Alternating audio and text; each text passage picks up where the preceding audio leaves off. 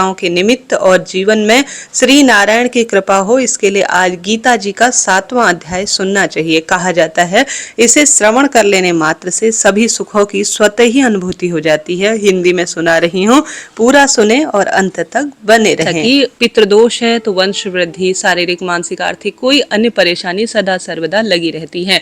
ऐसे में संभव हो तो इस विधि से आप गीता जी का 7वां अध्याय सुने, नहीं तो बस अपने पितरों का स्मरण करें और कहें कि हे पितृ देवता, मन कर्म वाणी से कोई भूल चूक हुई हो तो क्षमा प्रार्थी हूँ। अगर आप अधोगति में हैं तो आपको मुक्ति मिले, इसके लिए मैं आज प्रार्थना के तहत गीता जी का 7वां अध्याय आज के शुभ दिन में सुन रही हूँ। इसे आप जो है श्रेष्ठ रूप में स्वीकार कर अपने मोक्ष के द्वार के लिए प्रेरित हो, ऐसी प्रार्थना आप करें। नहीं तो दूसरा तरीका यह है कि गीता जी का 7वां अध्याय जब आप सुनते हैं तो जल का लोटा अपने पास रखें, दक्षिण दिशा की ओर मुख करते हुए एक लंबी बत्ती का दीपक लगाएं। जल के लोटे में कुशा, जौ, तिल, गंगा जल डालकर पितृ देवताओं का ध्यान कर गीता जी का 7वां अध्याय सुने और बाद में पितरों को यह समर्पित, यह जो जल है दक्षिण दिशा की ओर मुख करते हुए आप समर्पित कर दे। तो इस तरह से 2 प्रक्रिया है, आप चाहें किसी के भी तहत आप सुन सकते हैं। आरंभ करते हैं। गीता जी के 7वें अध्याय में लिखा गया है, श्री भगवान बोले, हे पार्थ, अनन्य प्रेम में मुझमें आसक्त चित्त और अनन्य भाव से मेरे पारायण होकर योग में लगा हुआ तू जिस प्रकार से संपूर्ण विभूति, बल, ऐश्वर्य, गुणों से युक्त सबके आत्मरूप मुझको संशय रहित जानेगा, उसको सुन। मैं तेरे लिए इस विज्ञान सहित तत्व ज्ञान को संपूर्णतया कहूंगा, जिसको जानकर संसार में फिर कुछ और जानने योग्य शेष नहीं रह जाएगा।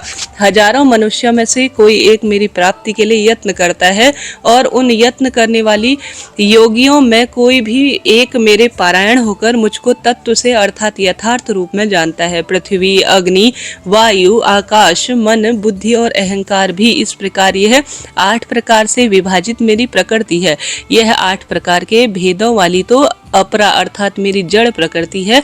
और हे महाभावों, इससे दूसरे को जिससे यह संपूर्ण जगत धारण किया है, मेरी जीव रूपा परा अर्थात चेतन प्रकृति जान। हे अर्जुन, तू ऐसा समझ कि संपूर्ण भूत इन दोनों प्रकृतियों से ही उत्पन्न होने वाला है और मैं संपूर्ण जगत का प्रलव और प्रलय हूँ, अर्थात संपूर्ण जगत का मूल कारण मैं ही हूँ।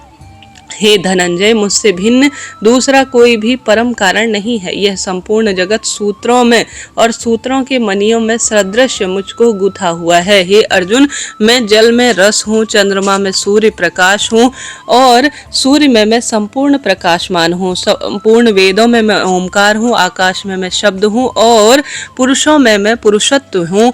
मैं पृथ्वी में पवित्र हूँ, गंध में और अग्रिम में मैं तेज हूँ और संपूर्ण भूतों में उसका जीवन हूँ और तपस्वियों में मैं तप हूँ। हे अर्जुन, तो संपूर्ण भूतों का सनातन बीज मुझको ही जान। मैं बुद्धिमानों की बुद्धि और तेजस्वियों का तेज हूँ। हे भरत श्रेष्ठ, मैं बलवानों का आशक्त और कामनाओं से रहित बल अर्थात सामर्थ्य हूँ और सब भूतों में धर्म के अनुकूल अर्थात शास्त्र के अनुकूल काम हूँ। और जो भी सतगुण से उत्पन्न होने वाले भाव हैं और जो रजोगुण तथा तमोगुण से होने वाले भाव हैं, उन सबको तो मुझसे ही होने वाला है ऐसा जान, परंतु वास्तव में उसमें मैं और वे मुझ में नहीं है। तीनों के कार्य रूप सात्विक, राजस और तामस, इन तीनों प्रकार के भावों से यह संसार प्राणी समुदाय मोहित हो रहा है। इसलिए इन तीनों गुणों से मुझ अविनाशी को नहीं जानता, क्योंकि यह अलौकिक अर्थात अति उद्धृत त्रिगुणमयी मेरी माया ही दुरस्त है। परंतु जो पुरुष केवल मुझको ही निरंतर भजते हैं, वह इस माया का उल्लंघन कर जाते हैं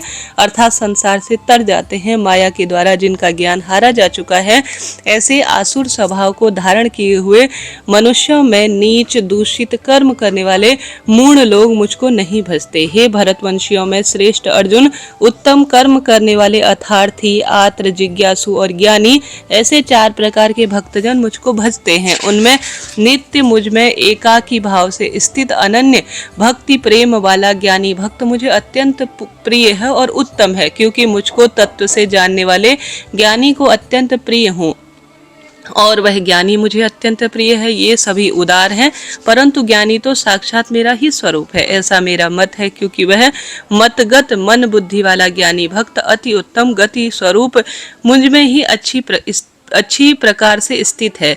क्योंकि जन्मों के जन्म के क्योंकि जन्मों के अंत में जन्म में तत्व ज्ञान को प्राप्त पुरुष सब कुछ वासुदेव ही है। इस प्रकार मुझको जो भजता है वह आत्मा अत्यंत दुर्लभ है। उन भोगों की कामना द्वारा जिनका ज्ञान हारा जा चुका है, वे लोग अपने स्वभाव से प्रेरित होकर उस नियम को धारण करके अन्य देवताओं को भजते हैं अर्थात पूजते हैं। जो सकाम भक्त जिस देवता के स्वरूप को श्रद्धा से पूजना जानता है, उस भक्ति की श्रद्धा को उसी देवता के प्रति मैं स्थिर करता हूँ। वह पुरुष उस श्रद्धा से युक्त होकर उस देवता का पूजन करते हैं। उस देवता से मेरे द्वारा ही विधान किए हुए उन इच्छित भोगों को निसंदेह मैं प्राप्त करता हूँ, परंतु उन अल्प बुद्धि वालों का फल नाशवान है तथा वे देवताओं को पूजने वाले देवता को प्राप्त करते हैं और मेरे भक्त चाहे मुझको जैसे भी भजे अंत में मुझे ही प्राप्त होते हैं।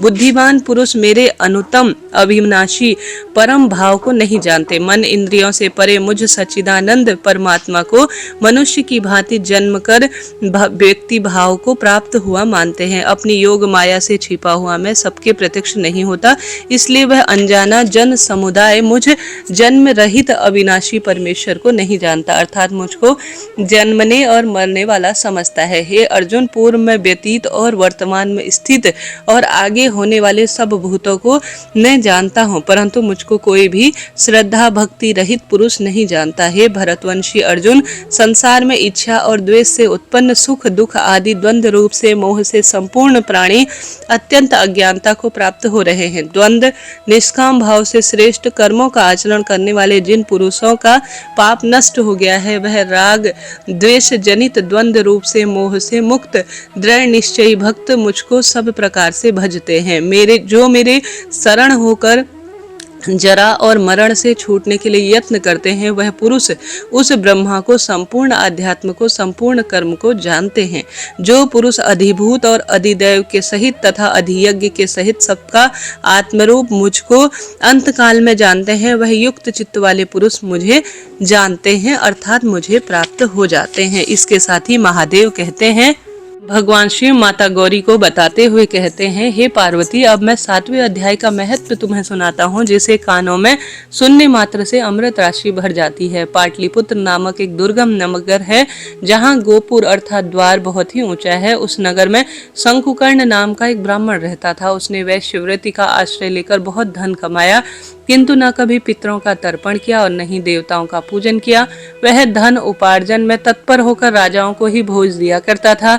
एक समय की बात है, उस ब्राह्मण ने अपना चौथा विवाह करने के लिए पुत्रों और बांधवों के साथ यात्रा की। मार्ग में आधी रात के समय जब वह सो रहा था, तब एक सर्प ने कहीं से आकर उसके हाथ में काट लिया। उसके काटते ही उसकी ऐसी दशा हो गई कि मणि मंत्र और औषधि आदि से भी उसके शरीर की रक्षा असाध्य जान पड़ रही थी। तत्पश्चात कुछ ही क्षणों में उसके प्राण प्रखीर उड़ गए और वह प्रेत बन गया। फिर बहुत समय के बाद वह प्रेत सर्प योनि में उत्पन्न हुआ और दर दर पर भटकने लगा। उसका वित्त धन की वासना में पूर्ण रूप से मन बधा हुआ था। उसने पूर्व वृतांत का स्मरण करके सोचा, मैंने घर के बाहर करोड़ों की संख्या में जो अपना धन गाड़ रखा है, इससे इन पुत्रों को कैसे वंचित कर स्वयं ही उसकी रक्षा करूंगा।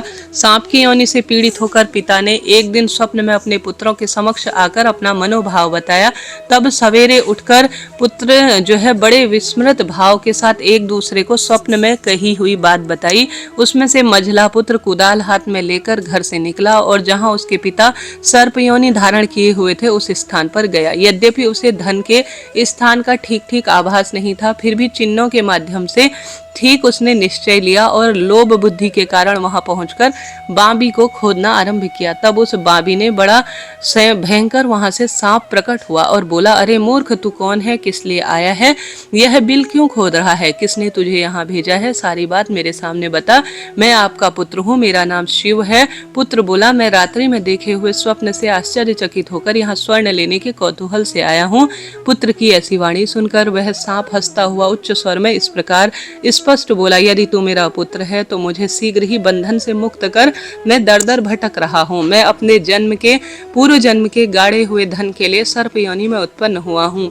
पुत्र बोला, पिताजी आपकी मुक्ति भला कैसे हो, इसका क्या उपाय है, हम सभी को बताएं, क्योंकि मैं रात में जो है सब लोगों को छोड़कर आपके पास आपकी मुक्ति के लिए ही आया हूँ। पिता बोले, बेटा, गीता के अमृत सप्तम अध्याय को छोड़कर मेरी मुक्ति के लिए तीर्थ, दान, तप, यज्ञ भी सर्वदा सामर्थ्य नहीं है। केवल गीता का 7वां अध्याय ही प्राणियों के जरा, मृत्यु और सभी बंधन और दुखों को दूर करने वाला है। पुत्र, मेरे श्राद्ध के दिन गीता के 7वें अध्याय का पाठ करने वाले ब्राह्मण को श्रद्धा पूर्वक भोजन कराओ, इससे निसंदेह मेरी मुक्ति हो जाएगी। वत्स, अपनी शक्ति अनुसार पूर्ण श्रद्धा के साथ निर्व्यसनी और वेद विद्या में प्रवीण अन्य ब्राह्मण को भी खूब भोजन कराओ। सर्प योनि में पड़े हुए पिता के वचन सुनकर सभी पुत्रों ने उनकी आज्ञा अनुसार तथा उससे भी अधिक किया। तब शंकुकर्ण ने अपने सर्प शरीर देह को त्याग कर दिव्य देह धारण की और सारा धन अपने पुत्रों के अधीन कर दिया। पिता ने करोड़ों की संख्या में जो धन उनको आपस में बांट लिया। उनसे पुत्रों में इतनी सुंदर बुद्धि आई कि पुत्र प्रसन्न होकर उनकी बुद्धि ऐसी लगी कि धर्म पारायण वह खूब हो गए और उन्होंने बावड़ी, कुआं, पोखरा, यज्ञ और देव मंदिर निर्माण कराए और धन का उपयोग किया और अन्नशाला भी बनाई। उसके पश्चात सदा सर्वदा वह गीता जी के 7वें अध्याय का जप करते रहे। उनके सभी पितरों को इससे मोक्ष मिला और उन्हें भी अंत में मोक्ष मिलकर वैकुंठ की प्राप्ति हुई। हे पार्वती, यह तुम्हें मैंने गीता का 7वां अध्याय का महत्व और कथा पूर्ण रूप से श्रवण कराई, जिसके श्रवण मात्र से मानव सब पातकों से मुक्त हो जाता है। बोलिए श्री कृष्ण भगवान की जय, गीता जी की जय। प्रिय श्रोताजनों, इस तरह से यह आज मैंने गीता जी का 7वां अध्याय आपको सुनाया। आपसे बस अनुरोध है, चैनल को सब्सक्राइब करें। एकादशी व्रत, साथ ही बैसाख महीने में सुनी जाने वाली सभी कथाएं चैनल पर हैं, एक बार आप उन्हें जरूर से सुन लीजिएगा। राधे राधे जी, हर हर महादेव।